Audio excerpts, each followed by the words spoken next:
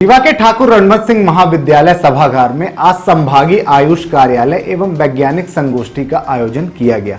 कार्यक्रम का शुभारंभ उप मुख्यमंत्री राजेंद्र शुक्ल, भाजपा जिला अध्यक्ष वीरेंद्र गुप्ता द्वारा किया गया है। इस दौरान उप मुख्यमंत्री ने कहा कि स्वस्थ समाज के निर्माण के लिए आयुर्वेद चिकित्सा पद्धति और प्राकृतिक खेती को अपनाना समय की आवश्यकता है।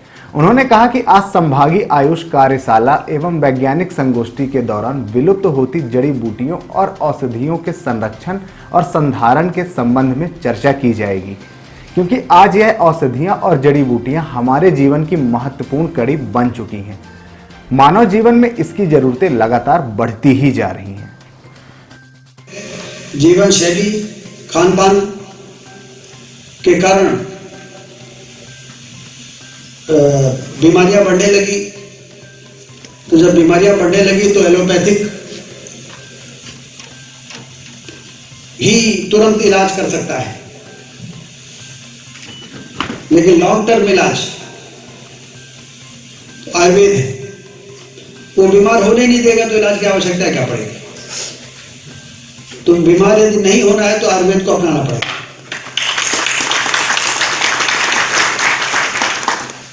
इसलिए मुझे बड़ी खुशी है कि आज रीवा में आयुर्वेद महाविद्यालय पूरी तरह से संचालित हो रहा है, पूरी क्षमता के साथ। भवन भी हो गया, सारी व्यवस्थाएं भी हो गई। कि ऑडिटोरियम जरूर आपने कहा कि ऐसे ही बन जाए तो अच्छा रहेगा,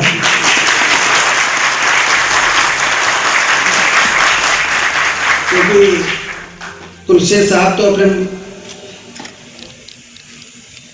जैसे अर्जुन की नजर मछली की आंख पर होती थी, तो इनकी नजर अपने लक्ष्य पर है। तो जैसे मैंने आया और आदमी के साथ मैंने तुलसी साहब ने कहा ऑडिटोरियम अच्छा हो गया, लेकिन हमारे यहाँ नहीं है।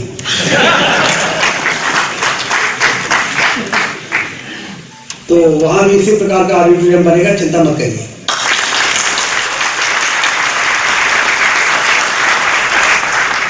क्योंकि यदि ऑडिटोरियम वहां ऐसा होता तो फिर वो कार्यक्रम भी वही होता। तो वहां से पौधे ला के जो आपने यहाँ पर प्रदर्शनी लगाई है, फिर तो जमीन पर लगा हुआ दिखाते हमको आप कि ये व्यवस्था यहाँ पर है।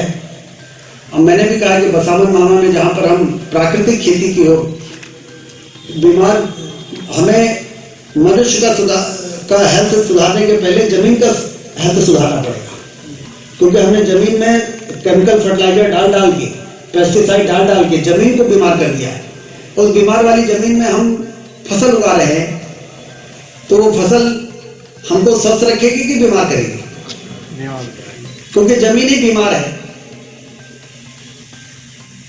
और इसलिए प्रधानमंत्री जब आए थे यहाँ पर, एक बहुत बड़ा सम्मेलन किया था, तो धरती करे पुकार करके उन्होंने दिल्ली से ही कहा था कि एक नाटिका उन्होंने भेजा, उसका थीम भेजा और कहा कि उस थीम को वहां पर दिखाइए।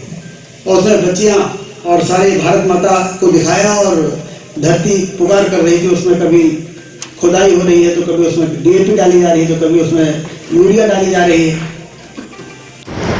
ये हमारे संभागीय आयुष चिकित्सा अधिकारी संघ एवं महाविद्यालय की तरफ से एक वनौषधि जो पादप बोर्ड होता है, उसके तरफ से एक जंगली में जो जड़ी बूटियाँ जो होती हैं उनको किस प्रकार से कल्टीवेशन किया जाए, उनको किस प्रकार से संरक्षण किया जाए।